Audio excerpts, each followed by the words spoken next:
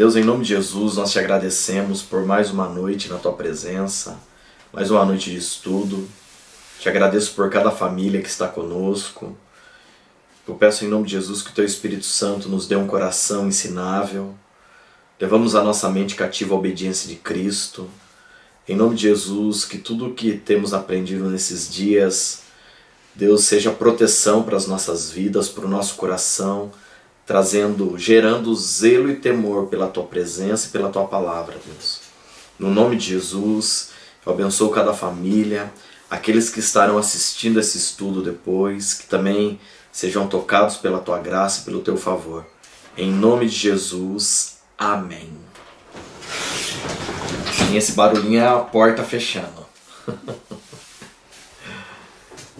Glória a Deus. Vamos lá então, pessoal. A gente teve vendo os selos, né? E ficou para hoje a gente entrar no capítulo 7, né? A gente viu o capítulo 4, 5 e 6. E hoje nós vamos, em nome de Jesus, dar uma boa avançada também. Eu quero que você abra a sua Bíblia em Apocalipse, capítulo 7.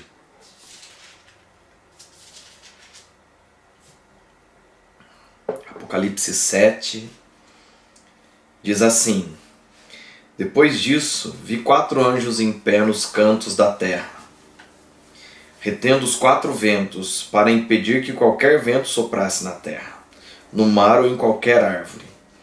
Então vi outro anjo subindo do oriente, tendo o selo de Deus, do Deus vivo. Ele bradou em alta voz aos 4 anjos, a quem havia sido dado o poder para danificar a terra e o mar. Não danifiquem nem a terra, nem o mar, nem as árvores, até que selemos a testa dos servos do nosso Deus. Então ouvi o número dos que foram selados, 144.000 de todas as tribos de Israel. Da tribo de Judá foram selados 12.000, da tribo de Ruben, 12.000, da tribo de Gade, 12.000, da tribo de Asser, 12.000, da tribo de Naphtali, 12.000, da tribo de Manassés, 12.000, da tribo de Simeão, 12.000, da tribo de Levi, 12.000, da tribo de Issacar, 12.000, da tribo de Zebulon, 12.000, da tribo de José, 12.000, da tribo de Benjamim, 12.000. Irmãos, vamos dar uma parada aqui. Esses 144.000 é aquela polêmica dos testemunhos de Jeová, que é os que vão ser salvos, né? Que vão habitar no céu com Deus e o restante da humanidade vai habitar na terra, né? Dos outros testemunhos de Jeová, né? Que quem não for das testemunhas de Jeová vai pro lago de fogo, né? Mas não tem nada a ver, irmãos, porque o texto é assim. Essa parte do estudo de escatologia, algumas pessoas tratam eles como, a grande parte dele como analogia. São só exemplos. Mas a maior parte deles é literal.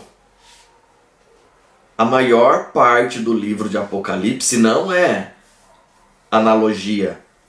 A gente vai ver um pouco de analogia quando fala do dragão, as suas coroas, que tem uma representatividade.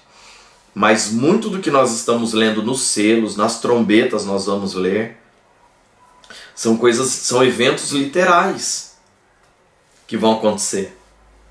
Esses 12.000, a própria Bíblia fala quem são. São 12.000 de cada tribo. Eu já vi gente falar assim que é impossível isso ser literal, porque hoje as tribos de Israel elas se misturaram tanto que não tem mais como você saber quem é quem. Isso é um insulto para Deus, irmãos. Isso é um tremendo de um insulto para Deus. Só a mente humana tem limite para isso. A mente de Deus não. Esse é um ponto. O segundo ponto, o meu sobrenome ele é um dos sobrenomes de quem veio da Espanha na Inquisição Espanhola. Nome dos judeus que foram expulsos da Espanha. Os que não foram mortos na Inquisição, parte foi expulso. O Rocha é um dos sobrenomes. Se você tem descendência espanhola, você entrar no site da Espanha, lá do governo espanhol, você procura lá pelas famílias que têm autorização para voltar para a Espanha. O meu sobrenome está lá. A família Rocha é uma só que tem no mundo. Tem vários sobrenomes que é assim, né? Que é a mesma família, é o mesmo grupo, né? E esse Rocha, ele é descendente de judeu. Se eu fizer um teste de DNA, tem de dois tipos o teste de DNA. Tem um que eu faço para saber se eu sou mesmo descendente de judeu, tenho traço genético de Israel. E tem um outro mais profundo que determina de qual tribo eu sou. Então quando eu escuto algumas pessoas falando que não tem como saber, eu falo, meu Deus do céu, né? Já tem exame genético que prova isso, né? Meu sogro vive falando que gostaria que eu fizesse, né? Esse exame de DNA. Eu ainda vou fazer, irmãos. Só para ver, né? De qual tribo que eu sou, né? Não posso falar qual que eu não quero ser, porque aí é morder a língua, né? Vou deixar quieto esse. Eu queria muito ser de Issacar, né? Alguma coisa desse tipo. Aqueles que Deus libera o conhecimento, a ciência, né? Mas enfim, né? Tem uns que querem ser levita, né?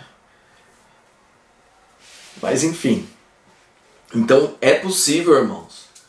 Então assim, é muito simplista alguém falar que é impossível localizar essas pessoas, né? Se até esse teste é feito nos Estados Unidos.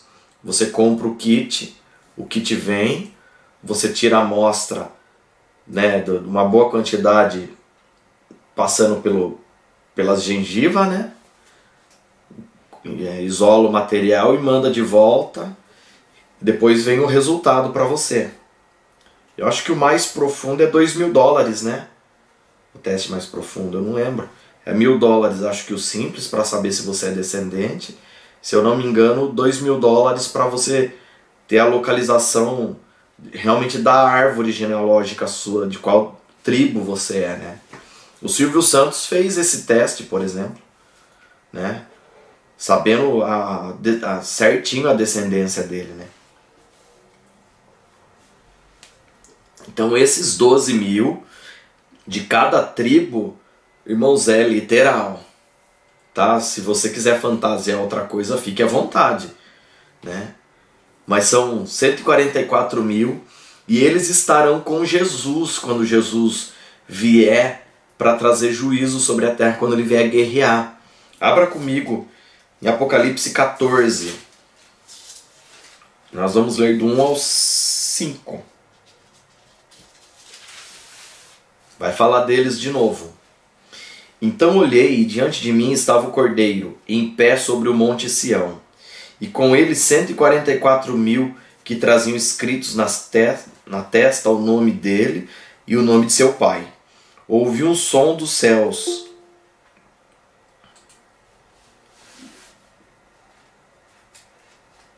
como de muitas águas e de um forte trovão. Era como de arpistas tocando seus instrumentos. Eles cantavam um cântico novo diante do trono, dos 4 seres viventes e dos anciãos. Ninguém podia aprender o cântico, a não ser os 144.000 que haviam sido comprados da terra. Estes são os que não se contaminaram com mulheres, pois se conservaram castos. São eunucos esses homens, viu, irmãos? Eles se conservaram castos e seguem o Cordeiro por onde quer que ele vá. Irmãos, Jesus vem, ele chega na terra e ele vem para fazer guerra.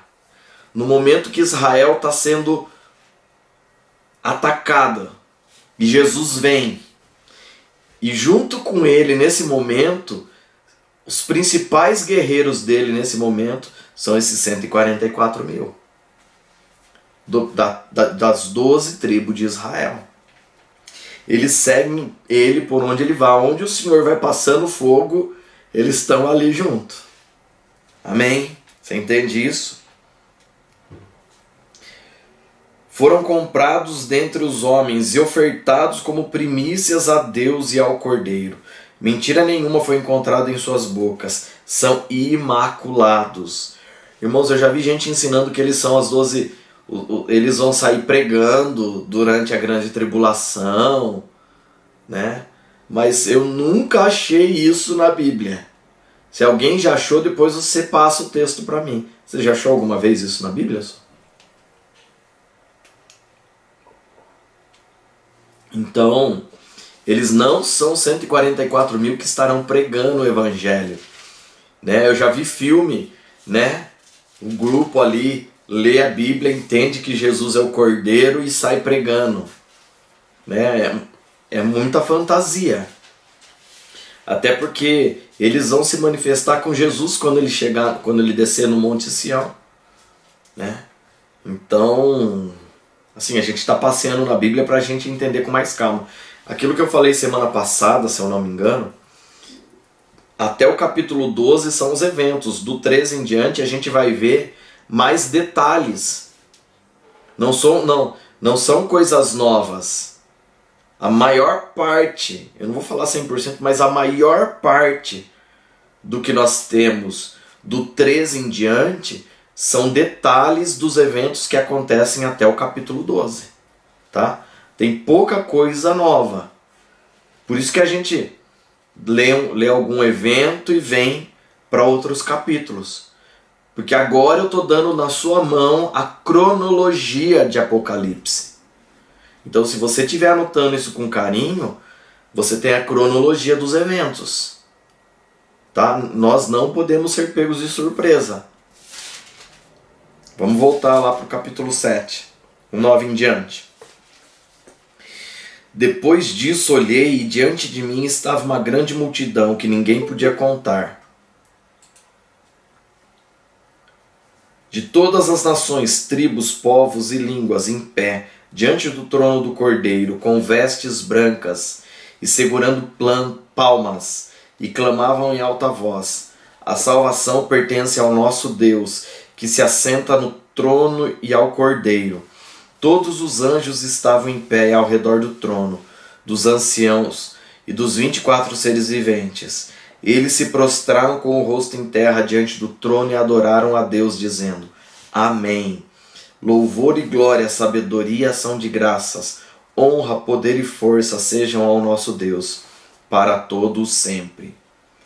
Então um dos anciãos me perguntou: quem são estes que estão vestidos de branco e de onde vieram?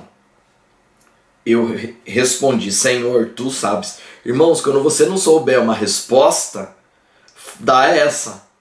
Quando alguém perguntar alguma coisa para você e você não souber, você fala: Senhor, tu sabes. É um jeito bom de arrancar a resposta de alguém, viu? E ele disse: estes são os que vieram da grande tribulação e lavaram suas vestes e as alvejaram no sangue do Cordeiro. Por isso estão diante do trono de Deus e o servem dia e noite em seu santuário. Aquele que está sentado no trono estenderá sobre eles o seu tabernáculo. Nunca mais terão fome, nunca mais terão sede, nem os afligirá o sol, nem qualquer calor abrasador, pois o Cordeiro que está no centro do trono será o seu pastor. Ele os guiará às fontes de água viva, e Deus enxugará dos seus olhos toda a lágrima. Eu quero que você venha comigo aqui no capítulo 20.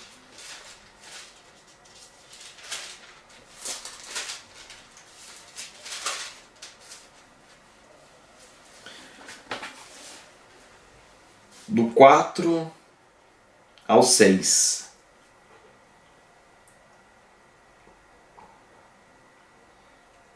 Vi tronos em que se assentaram aqueles quem havia sido dado autoridade para julgar. Vi as almas dos que foram decapitados por causa do testemunho de Jesus e da palavra de Deus. Eles não tinham adorado a besta nem a sua imagem, e não tinham recebido a sua marca na testa nem nas mãos. Eles ressuscitarão e reinarão com Cristo durante 1000 anos. O restante dos mortos não voltou a viver até se completarem os 1000 anos. Esta é a primeira ressurreição. Felizes e santos os que participam da primeira ressurreição. A segunda morte não tem poder sobre eles. Serão sacerdotes de Deus e de Cristo e reinarão com ele durante 1000 anos. Irmãos, é esse grupo de pessoas que está se manifestando aqui. Basicamente, as aflições da grande tribulação vai ser fome, sede e um calor abrasador. Basicamente será isso, irmãos. Por que basicamente? Porque no meio disso vai ter tortura e morte. Tá?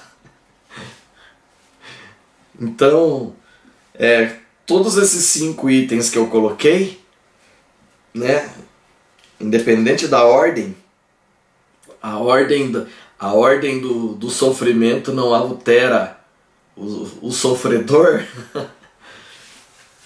Então, na eternidade, quando Jesus vier para arrebatar os seus, e primeiro vão ressuscitar os que dormiram em Cristo. Né? Nós já lemos isso muitas vezes, né? Então não preciso voltar nos textos lá em Tessalonicenses, né? O apóstolo Paulo fala: de maneira nenhuma antecederemos aqueles que dormem, mas primeiro eles ressuscitarão, e depois nós seremos arrebatados e encontraremos com o Senhor nas nuvens, né? Aqui, essa é a visão que João tem dos mártires, das pessoas que vão morrer, não só mártires, né, irmãos, mas aqueles que vão chegar diante do trono do Senhor, vindo da grande tribulação. Irmãos, e sabe qual é o tipo de morte que vai acontecer naquele dia? Só relembrando você, no versículo 4, diz que vi as almas dos que foram decapitados, tá? Então, só para você entender, tem um grupo de pessoas sendo treinado para isso já. O pessoal do Islã, do ISIS, os radicais, né, muçulmanos, eles têm se preparado nisso, eles estão treinando muito para quando chegar a hora deles mandarem ver, eles não podem errar, né? Eles, toda vez que eles bater a espada deles lá, tem que arrancar a cabeça. Sabe o que é interessante, irmãos? Deixa eu contar algo para vocês. Uma pessoa, quando ela tem a cabeça decapitada, ela perde a habilidade de falar, mas ela ainda está ouvindo e ela ainda está vendo. E isso dura num tempo de até 25 segundos. A pessoa tem a cabeça cortada, ela ainda consegue enxergar por até 25 segundos e ouvir. Né? Eu lembro, sempre que eu falo disso, né, que eu estava preparando o estudo também, mas sempre que eu falo não, né, porque eu já dei esse estudo outras vezes, mas eu lembro que o Rafa, ele fala que a pessoa quando for matar ele fala: ó, vou gravar bem seu rosto, daqui a pouco eu tô voltando aqui, viu? E o decapitado, ele tem essa habilidade de sente dor, meu filho. O evangelho no evangelho não tem anestesia. Né? Sente dor.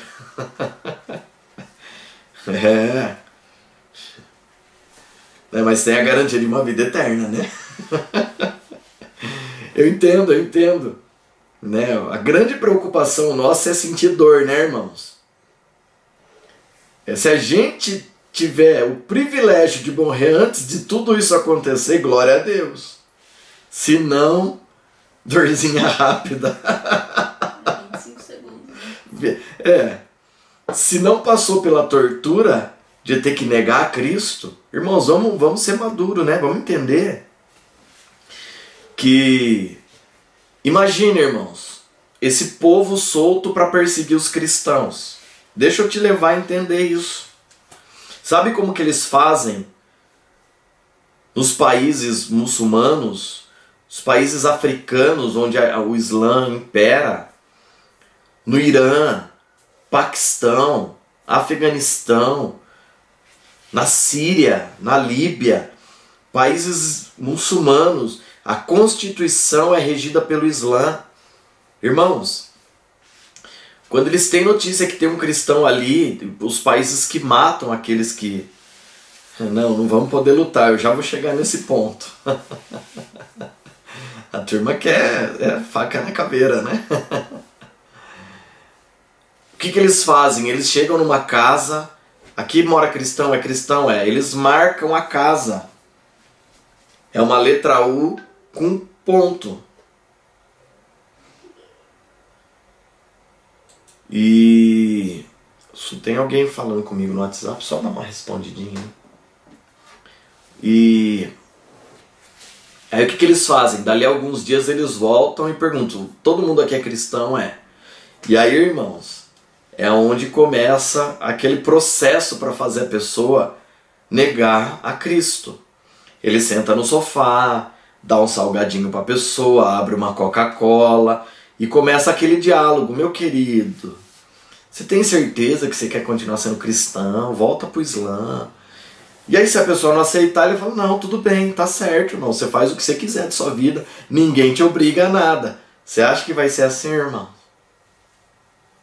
Hein? Se você tem filhas, deixa eu te avisar. Primeiro eles vão matar sua esposa para você negar a Cristo. Se ela for crente, ela chega primeiro que você diante de Deus. E aí eles levam seus filhos para servir de tudo que eles quiserem. E aí eles te matam. É assim que o Islã faz. É assim que eles praticam, né, o encerramento do evangelho nos países deles. Então quando a gente lê aqui que aqueles que chegaram diante do trono foram arrebatados, foram decapitados, é nessa situação, viu, irmãos? É nesse movimento. É nesse tipo de diálogo, né? Você sabe como que eles, os muçulmanos radicais, eles dialogam, né? Eles matam, ameaçam e antes de matar eles torturam, né? Então só fica a dica aí de como você vai preparar o seu coração para aqueles dias. Serão dias muito difíceis. Jesus fala, a gente já passou por esse texto, ele fala, aquele que for preso, vá preso. E aquele que tiver que morrer de espada, morra de espada. Ou seja, não resista. Porque, irmãos, esse momento da grande tribulação não é um momento de guerra para nós. Não é. E na verdade, a morte das pessoas nesse período, isso daí vai manifestar cada vez mais a ira de Deus. Imagine nós, eu vou ler de novo com vocês aqui Apocalipse 13, abre comigo aí.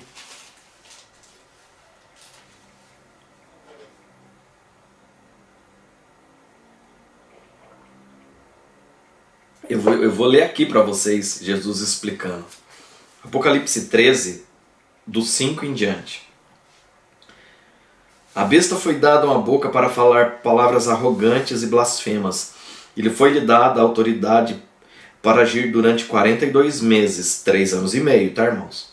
Ela abriu a boca para blasfemar contra Deus e amaldiçoar o seu nome e o seu tabernáculo, os que habitam no céu.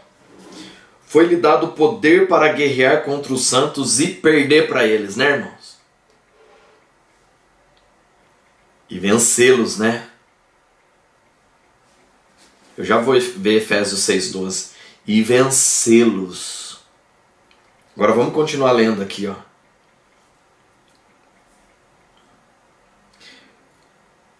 Foi-lhe dada autoridade sobre toda a tribo, povo, língua e nação. Todos os habitantes da terra adorarão a besta, a saber, todos aqueles que não tiveram seus nomes escritos no livro da vida do Cordeiro, que foi morto desde a criação do mundo. Aquele que tem ouvidos ouça, ó aqui Jesus falando. Se alguém há de ir para o cativeiro irá. Se alguém há de ser morto a espada haverá de ser. Aqui está a perseverança e a fidelidade dos santos. O que Jesus fala? Se você tiver que morrer, meu querido, dá uma morridinha. Aceita que dói menos. Podia estar escrito assim no texto, né? Aceita que dói menos. Então, não passe luta, não.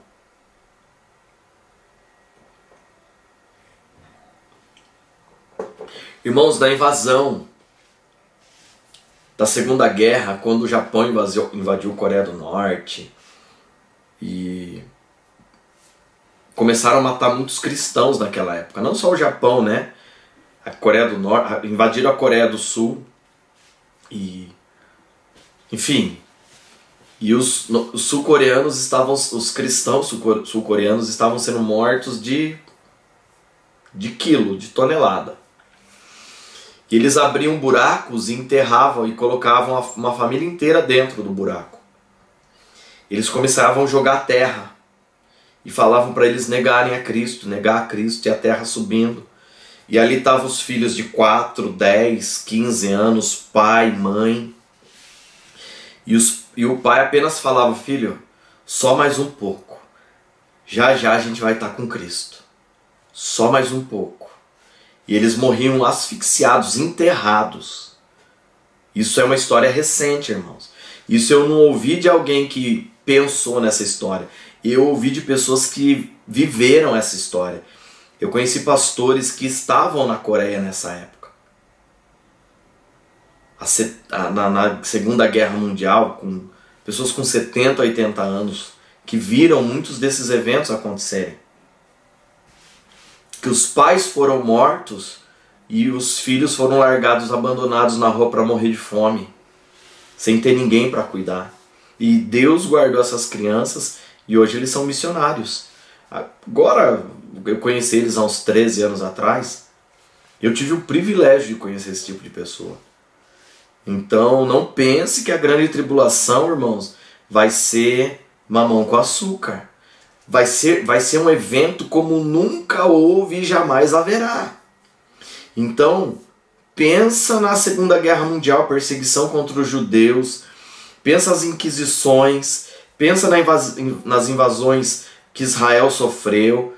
Irmãos, pensa em tudo isso. Nada se compara com o evento que está para acontecer. Dá para você entender isso em nome de Jesus? Então não vai dar mais para a gente ser crente de brincadeira, irmãos. Esse é o ponto desse estudo. Por isso que, irmãos, o que é mais importante para um crente hoje? São 3 pilares que nós temos que ter fundamentados na nossa vida: oração, leitura da Bíblia e jejum. Um crente que não lê a Bíblia, ele não vai estar preparado para os últimos dias. Um crente que não ora, ele não vai estar preparado para os últimos dias. E um crente que não jejua não vai estar preparado para os últimos dias. Então, se você não treinar uma vida de consagração agora, naqueles dias é muito provável que muitos que se dizem cristãos vão negar Cristo por causa de comida, por causa de água. Nem por causa de tortura, irmãos. A gente com fome já fica mal-humorado. Vocês estão entendendo, irmãos?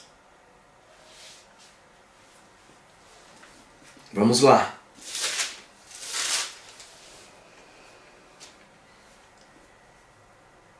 Então esses são aqueles que vieram da grande tribulação. Olha o capítulo 8. Quando ele abriu o 7º selo, houve silêncio nos céus, cerca de meia hora. Irmãos, toda adoração, tudo que acontece no céu, de forma ininterrupta, esse sétimo selo, ele é um selo tão violento que todo o céu vai ficar parado em silêncio. Um silêncio total de 30 minutos. De 30 minutos. Eu vou falar sobre esse silêncio. Viu 7 anjos que se achavam em pé diante de Deus. A eles foram dados 7 trombetas. Outro anjo que trazia um incensário de ouro aproximou-se e se colocou em pé junto ao altar. A ele foi dado muito incenso para oferecer com as orações de todos os santos sobre o altar de ouro diante do trono. E da mão do anjo subiu diante de Deus a fumaça do incensário com as orações dos santos. Então o anjo pegou o incensário, encheu com fogo do altar e lançou sobre a terra. E houve trovões, vozes e relâmpagos e um terremoto. Irmãos, esse silêncio é porque ia se manifestar 7 trombetas. Essas 7 trombetas iam se manifestar. A última trombeta é a trombeta que vai liberar. A gente já estudou sobre isso, a gente vai ler ela, mas a gente já estudou sobre isso. É a trombeta que Jesus volta em glória. Só para a gente ficar ligado, tá? São 7 trombetas e elas têm uma ordem cronológica. Agora, o que vai manifestar essa... Por que essas 7 trombetas vão vir? Porque elas são respostas das orações de todos os santos. Não é a resposta egoísta que quer um carro, que quer uma vida melhor, uma vida mais fácil, menos sofrimento. Não é esse tipo de oração. São orações de homens e mulheres de fé. Porque aqui fala todos os santos. E em resposta a essas orações que vão ser derramadas na terra, serão manifestado o maior período de juízo de Deus sobre a terra, que são as 7 trombetas. Irmãos, muitas pessoas também falam que essas 7 trombetas não são literais. Mas entenda, a terra ela começa a entrar num período de colapso. Por que ela tem que entrar num período de colapso? Porque toda a terra, toda a vida existente na terra será desfeita no fogo. A gente vai ver isso mais pra frente. Então virão novos céus e nova terra. Então essas 7 trombetas, elas vêm para colapsar a terra. A terra não vai resistir a esses eventos. E eu não estou falando terra, humanidade, irmãos. Eu estou falando o ambiente. Porque eles afetarão. Vai ter um terremoto como nunca se houve. A gente vai ver aqui os eventos, né? Então é importante a gente observar isso. E elas são e esses eventos, essas catástrofes que acontecerão, ela é a resposta de um clamor dos santos, clamando pela justiça de Deus. Amém, irmãos? Eu queria que você estivesse ao vivo. Essa semana não, mas semana que vem a gente vai fazer isso aqui ao vivo, viu? Sexta-feira, não dessa semana. Essa sexta nós vamos sair, né? Fazer o nosso trabalho ali com as pessoas que estão em situação de rua. Mas semana que vem a gente sai na quinta à noite para atender eles. E na sexta nós temos o estudo presencial, que começa às 8 da noite, tá? A iluminação está quase pronta aqui no fundo, né? Então a gente já vai fazer presencial em nome de Jesus. Acho que não devia ter falado, né? Ou devia? Devia, né? Agora já foi, né? É que a gente coloca na internet, a gente não quer abusar da internet, né, irmãos? Sabe como que é a internet agora, né? Aí se você não entendeu, não tem problema. Uma hora eu explico pra você. E agora nós vamos ver as manifestações dessas trombetas. Então 7 anjos que tinham as 7 trombetas prepararam-se para tocá-las. O primeiro anjo tocou a sua trombeta, e granizo e fogo misturado com sangue foram lançados sobre a terra. Foi queimado 1/3 da terra, 1/3 das árvores e toda a relva verde. Irmão, só para a gente entender aqui, você pode dar uma pesquisada aí, mas só tem um lugar no mundo que existe uma concentração de 1/3 das árvores da terra. É a floresta amazônica. Pode ser que esse evento atinja o Brasil. Ah, Juliano, mas e a Austrália? Juntando a Austrália, 100% do que existe de mata no mundo, 1/3 está no Brasil. É muita coisa, né? 1/3. E esse evento bate com isso. É importante a gente, assim, analisar com calma, né? Esse lance que a mídia fica falando que está tendo queimada, estão desmatando a Amazônia, eles não sabem de nada. Isso daí pode piorar. E se o Bolsonaro estiver na presidência, se cair um asteroide na Terra e atingir a Amazônia, eles vão falar que a culpa é do Bolsonaro, né? Ai. Foi só uma boa piada, né, irmãos? Só uma boa piada, né? Mas são eventos que vão acontecer. E se tudo correr bem, a gente vai estar caminhando vendo tudo isso, viu, irmãos? Não é porque a gente viu os selos, entenda bem, esses selos se misturam sim com as trombetas. Esses selos se misturam. E vai morrendo gente, irmãos, e vai morrendo gente. E vai morrendo gente. O segundo anjo tocou a sua trombeta e algo como um grande monte em chamas foi lançado ao mar. 1/3 do mar se transformou em sangue. Morreu 1/3 das criaturas do mar e foi destruído 1/3 das embarcações. Irmãos, essa é a visão de João. Ele viu uma montanha pegando fogo. E esse fogo que ela estava pegando, que estava nela, ele tocou o mar. Para mim, isso é um vulcão em erupção. A gente já está mais acostumado com esse tipo de evento. Né? Todo mundo já viu. Né? O vulcão com maior extensão de território, não o mais alto, mas com maior extensão de território no mundo, é o Monte Fuji.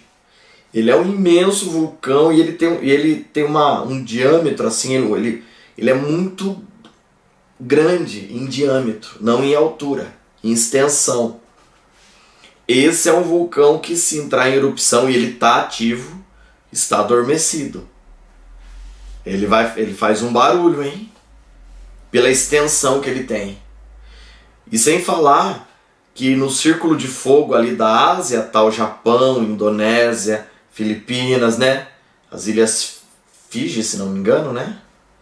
Tá aquela essa região que é cheia de vulcão. A Indonésia agora está tendo vulcão em erupção, né?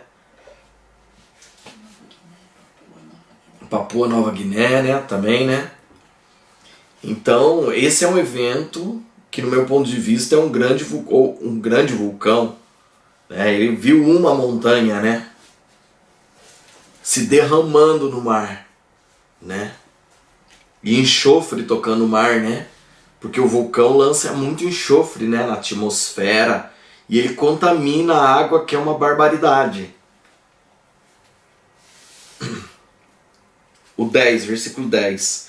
O terceiro anjo tocou a sua trombeta e caiu do céu uma grande estrela queimando como tocha sobre 1/3 dos rios e das fontes de águas. O nome da estrela é Absinto. Tornou-se amargo 1/3 das águas. Absinto, irmãos, é um arbusto. Ele não é muito grande, ele é do meu tamanho no máximo, então ele é pequenininho. Bem pequenininho, é um arbusto assim que tem uns 60, uns 70 de altura. E ele tem folhas muito amargas. Era usado para bebida, mas ele é uma bebida proibida, porque ele tem uma substância lá que é tóxica, né? Cadê o absinto aqui? E tornou-se amargo 1/3 das águas, e muitos morreram pela ação das águas que se tornaram amargas. Vai acontecer um evento assim, irmãos. Um meteoro, algo vindo do céu, e eu acredito. Irmãos, tudo que a gente vê nesses filmes de Hollywood, né? Eles têm um fundo lá de apresentação, né? É lógico que eu sempre falo, a gente não pode esperar de Hollywood uma manifestação bíblica, né? A gente não deve ter essa expectativa deles. É por isso que eles fazem os filmes deles lá. E...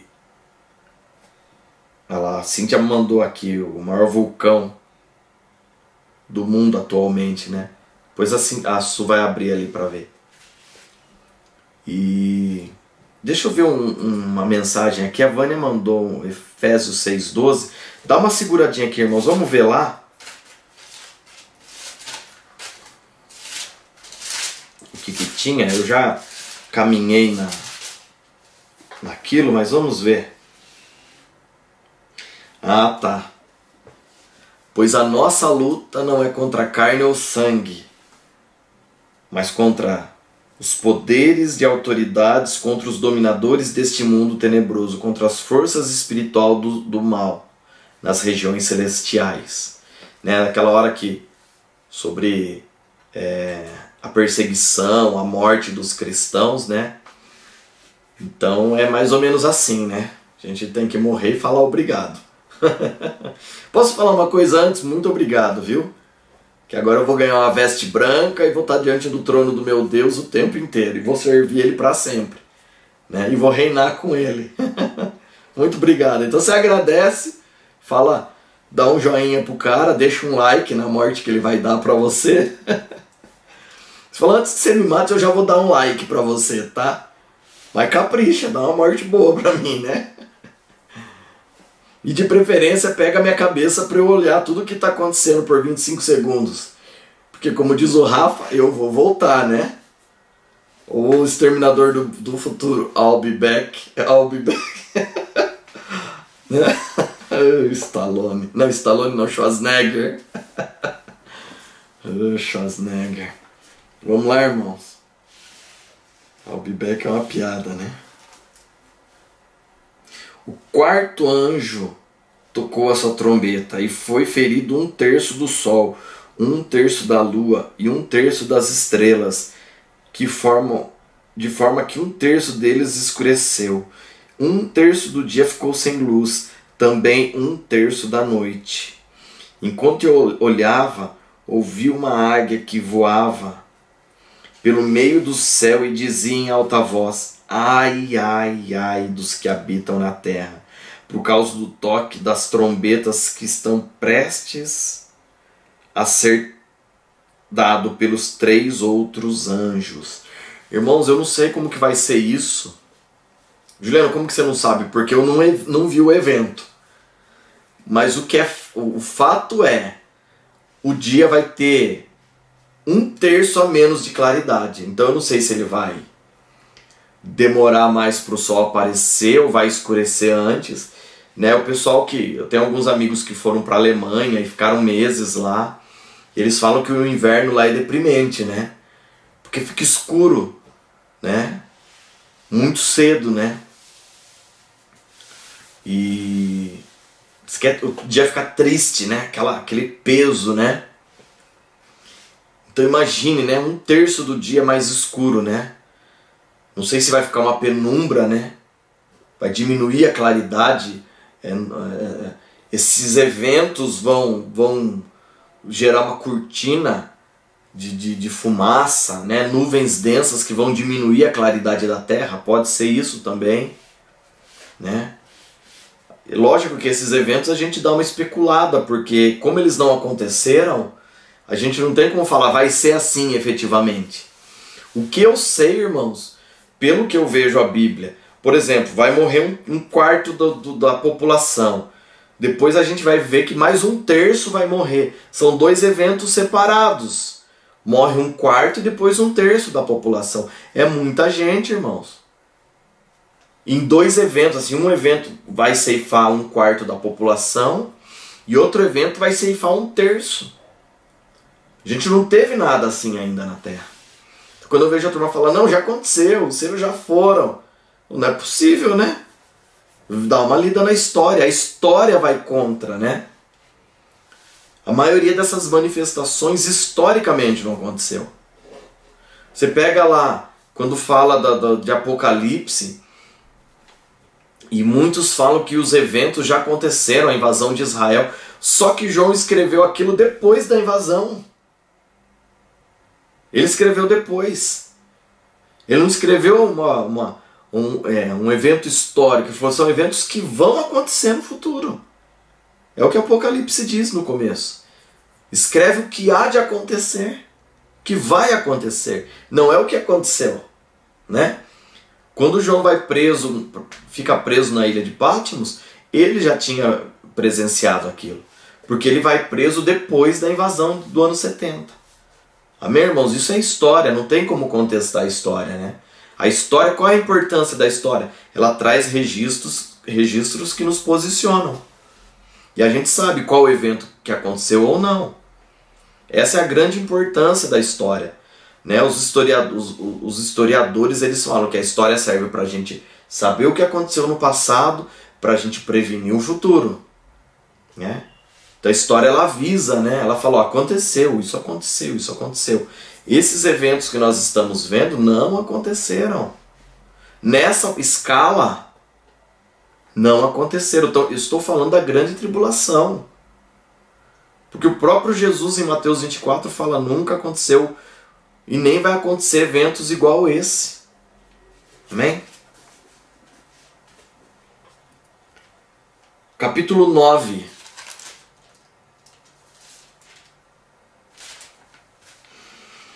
O 5º anjo tocou a sua trombeta e viu uma estrela que havia caído do céu sobre a terra. A estrela foi dada a chave do poço do abismo.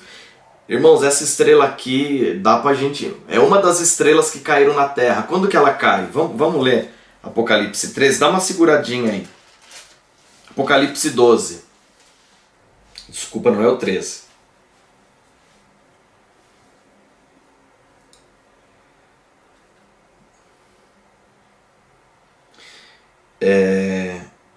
Vamos lendo do em diante aqui. Apareceu no céu um sinal extraordinário. Uma mulher vestida do sol, com a lua debaixo dos seus pés e uma coroa de 12 estrelas sobre a cabeça. Ela estava grávida e gritava de dor, pois estava para dar à luz. Então apareceu no céu outro sinal, um enorme dragão vermelho com 7 cabeças e 10 chifres, tendo sobre as cabeças 7 coroas. Sua cauda arrastou consigo 1/3 das estrelas do céu, lançando-as na terra. O dragão colocou-se diante da mulher, que estava para dar à luz, para devorar o seu filho no momento em que nascesse. Ela deu à luz um filho, um homem que governará todas as nações com cetro de ferro. Seu filho foi arrebatado para junto de Deus e do seu trono. A mulher fugiu para o deserto, para um lugar que havia sido preparado por Deus, para que ali a sustentasse durante 1260 dias. 3 anos e meio. Houve então uma guerra nos céus. Miguel e seus anjos lutaram contra o dragão. Quem é o dragão? A Bíblia vai falar aqui. E o dragão e os seus anjos revidaram, mas eles não foram suficientemente fortes, e assim perderam seu lugar nos céus. Nos céus. Todas as 3 regiões celestiais foram perdido esse acesso para Satanás. A atmosfera, o 2º céu e o 3º céu. O grande dragão foi lançado fora. Ela é a antiga serpente chamada Diabo ou Satanás, que engana o mundo todo. Ele e os seus anjos foram lançados à terra. Vamos voltar lá, no capítulo 9. Essa estrela que ele vê caindo e abre o poço, Esse é um dos anjos que caem, que são expulsos das regiões celestiais. E eles têm uma chave na mão. Um deles, né? E quando ele abriu, no versículo 2 em diante, quando ele abriu o abismo, subiu dele fumaça, como de uma gigantesca fornalha. E o sol e o céu escureceram com a fumaça que saía do abismo. Mais ainda, irmãos, do que já estava escuro, do que a quarta trombeta fez. Da fumaça saíram gafanhotos que vieram sobre a terra. Eles foi dado poder como dos escorpiões da terra. E eles receberam ordens para não causar dano nem à relva da terra, nem a qualquer planta ou árvore, mas apenas aqueles que não tinham o selo de Deus na testa. Não lhes foi dado poder para matá-los, mas sim para causar-lhes tormento durante 5 meses. A agonia que eles sofreram era como a da picada do escorpião. Naqueles dias, os homens procuraram a morte, mas não a encontraram. Desejaram morrer, mas a morte fugira deles. Imagine, irmãos, a morte só sabe fazer uma coisa, matar. E aí ela vai tirar 5 meses de férias. Eu não sei para onde ela vai. Se ela vai para o Caribe, se ela vai para o Hawaii, né, para o Havaí. Eu não sei para onde ela vai. Se ela vai para Fernando de Noronha, mas por 5 meses ela vai fugir. Ela vai dar uma desaparecida. E ninguém vai conseguir morrer nesse período dos atormentados. O 7. Os gafanhotos pareciam cavalos preparados para a batalha. O Léo Disney. Vai para a Disney. Tinham sobre a cabeça algo como coroas de ouro, e o rosto delas parecia rosto humano. Os cabelos deles eram como os de mulher, e os dentes como os de leão. Tinham couraças como couraças de ferro, e o som das suas asas era como o barulho de muitos cavalos. E carruagens correndo para a batalha. Tinham caudas e ferrões como os de escorpiões, e na cauda tinham poder para causar tormento aos homens durante 5 meses. Tinha um rei sobre eles, o anjo do abismo, cujo nome em hebraico é Abaddon e em grego Apolion. O primeiro ai passou, dois outros ais ainda virão. Abaddon, Apolion, significa destruidor. O rei são demônios, irmãos. A grande tribulação, o último período dela, os 3 anos e meio, são 7 anos, nós estudamos isso, que serão divididos em 2 partes. Os últimos 3 anos e meio será a grande tribulação. Um evento como nunca houve na terra. Demônios caminharão na terra e os homens verão eles. As pessoas já estarão marcadas com a marca da besta. E aqueles que estão marcados vão ser atormentados por esses demônios. Aqueles que têm o selo de Deus não serão atormentados por esses demônios. Tem um filme que ele mostra isso. O nome do filme é The Remaining. É o restante, né? A grosso modo, né? O que restou, né?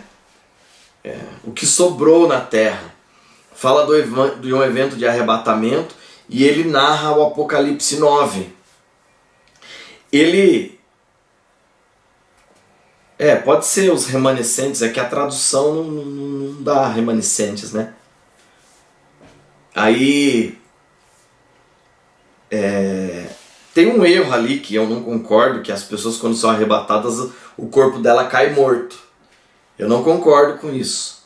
Que o arrebatamento não é o evento para a morte, né? Aqueles que não passaram pela morte, eles serão arrebatados, né? A gente já leu isso diversas vezes, né? Então eu não vou entrar nem no mérito, né? Mas se você quiser assistir um filme, ele é muito interessante, irmãos. Ele fala desses eventos, né? Ele é assim, para assistir com os filhos pequenos junto, ele dá um pouquinho de medo. Eu falo que ele é um terror gospel, né? Mas não é nada comparado com... irmãos, eu estou muito desatualizado com filme de terror. Então não é nada comparado com os filmes de terror que tem agora. E se eu for citar nome, você vai ter a nítida impressão que já tem mais de 15 anos que eu não assisto filme de terror, né? Acho que o último que eu assisti foi Olhos Famintos. E o 1, né? Então por aí você já tira uma ideia. O que veio depois, o Chamado, o Telefonema, o Telegrama, tudo isso daí eu não assisti, né? Esses daí eu já não assisti, né? Apesar de eu acreditar que eu tenho um decall sobre a minha vida, um chamado sobre a minha vida, mas não em relação a esse filme, né? Mas esse é um filme que eu assim, indico. É interessante para você ver. Ele fala do Apocalipse 9, tá? Vamos no 13 aqui. O sexto selo. O sexto anjo tocou a sua trombeta, e ouviu uma voz que vinha das pontas do altar de ouro, o dos chifres, né? Pode ter alguma tradução, que está diante de Deus. Ela disse ao sexto anjo que tinha a trombeta: solta os 4 anjos que estão amarrados. Irmãos, imagine, tem 4 capeta tão terrível que nem o diabo não quis eles trabalhando com ele. Tinha um grupo ruim, mas tinha 4 que era pior. Que ele pensou: o quê, meu? Esses daí é loucura demais, né? Estavam preparados para esse momento. Solte os 4 anjos que estão amarrados junto ao grande rio Eufrates.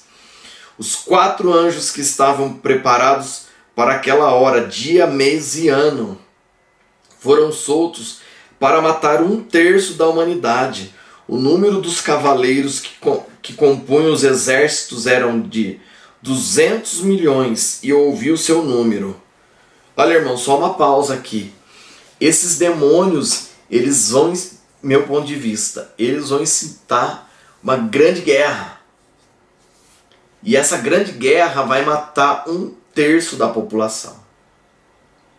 São 4 demônios tão terríveis que eles foram preparados, eles estavam guardadinhos para aquele momento, sabe? Eles são eles saem na prorrogação já, né?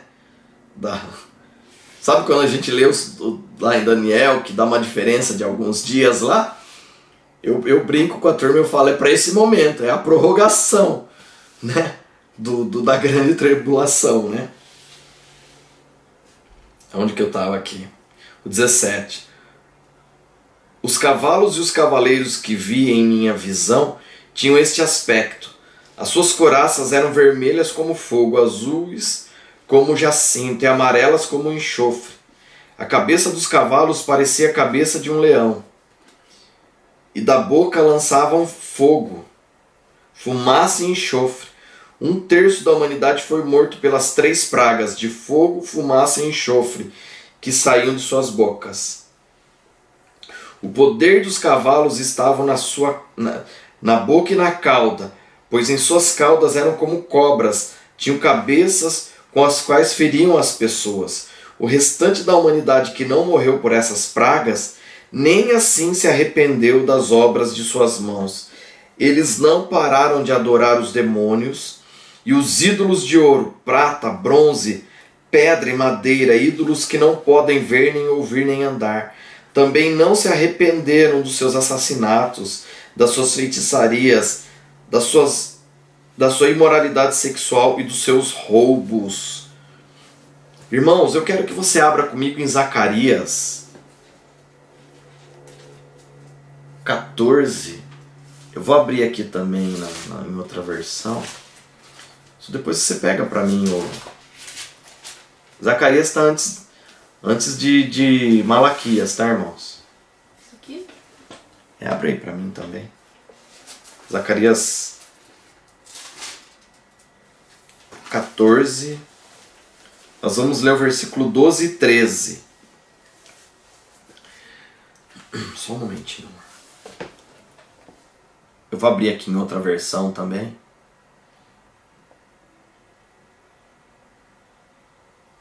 Livro do profeta Zaca.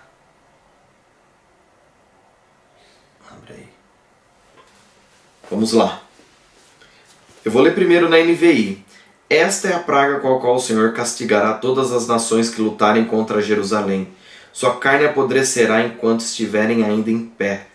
Seus olhos apodrecerão em suas órbitas, e a sua língua apodrecerá em sua boca. Naquele dia, grande confusão causada pelo Senhor dominará as nações. Cada um atacará o que estiver ao seu lado. Deixa eu ver aqui na Trinitariana.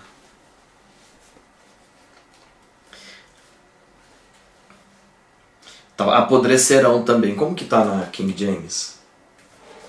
Apodrecerão também? É o 14, 12 e 13. Então, irmãos, é interessante isso, porque assim, ela vai desmanchar. O apodrecer, isso, ela vai se estragar.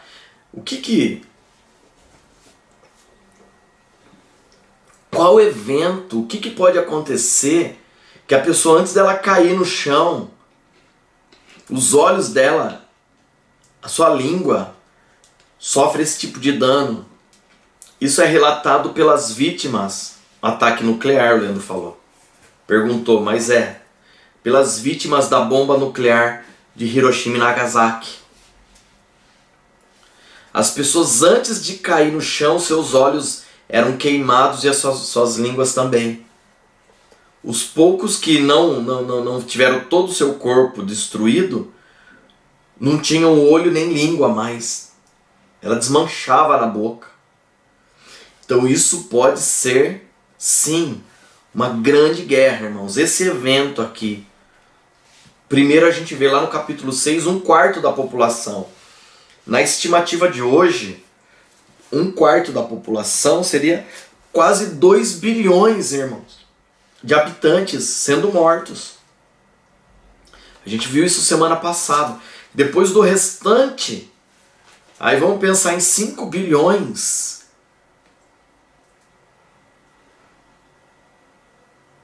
Vou fazer a conta aqui, 5. Irmãos, mais 1 bilhão e 600 milhões de pessoas vai morrer nesse evento. Você sabe o que é isso, irmãos? São 2 eventos que vai ceifar 3 bilhões e 600 milhões de habitantes. É muita gente. Esse evento não aconteceu ainda. Nem uma guerra nessa magnitude e nem os 2 bilhões do 1/4 da população. Hoje nós temos 7 bilhões 500 e pouco, 600 e pouco, que dá 1/4 dessa população, aí dá 1 bilhão 900 e poucos milhões de habitantes. O primeiro evento vai ceifar quase 2 bilhões de habitantes. Esse segundo evento, o 6º selo, vai ceifar mais 1/3. Mais 1/3 da população. E é a tão temida, provavelmente é a tão temida guerra nuclear. Né? Alguns teólogos falam que esse evento, esse exército tão grandioso assim, pode ser o exército da China, né? Que é grande, é muito numeroso. Mas, irmãos, serão várias nações que estarão se reunindo para destruir Israel. Então Jesus vai manifestar, né? E vai ser um negócio assim, antes dele vir para passar fogo em tudo. É interessante que o diabo ele não tem amigo, né, irmãos? Entenda isso, o diabo não tem amigo, ele não tem parceiro, ele tem companheiro de luta. O lance dele é destruir tudo. E esses 4 demônios que estão preparados para esse dia, mês e ano, acho que tinha até hora aqui, se não me engano, né? Enfim. Aquela hora, dia, mês e ano. Tem até um horário que eles vão sair. Está preparadinho para esse evento. Eles vão destruir essa parte da população que está escrava da besta. Porque se a gente estiver vivo até esse momento, a nossa morte vai ser decapitado. Né? Então, Juliano, mas pode ser que a gente esteja nesse evento, sofra desse evento? Eu acredito que não, irmãos. Eu acredito que a nossa morte vai ser de morte matada. Como diz os nordestinos, né? Mas nós estamos diante de alguns eventos aqui de Apocalipse e eu não vou entrar essa semana aqui no capítulo 10, porque a gente vai ler o 10, o 11 e o 12 já praticamente encerrando o estudo, né? Isso aqui vai ser um evento já ao vivo, em nome de Jesus. Mas esses eventos que a gente lê até a 6ª trombeta é a manifestação, entenda isso, irmãos, é a manifestação da ira de Deus. Não é uma manifestação de um resort, sabe? É a manifestação da ira. A ira de Deus vai se manifestar. Deus é longânimo. Ele está dando tempo para que os homens se arrependam. Né? E porque os homens não se arrependem, né, Deus vai manifestar a ira dele misturada com o clamor dos santos. Isso é interessante, né? O clamor dos santos que clamam por justiça vai manifestar essas 7 taças. Amém, irmãos? Tudo tranquilo? Nós vamos encerrar o nosso período de estudo aqui. E eu já vou abrir para as nossas perguntas. Amém?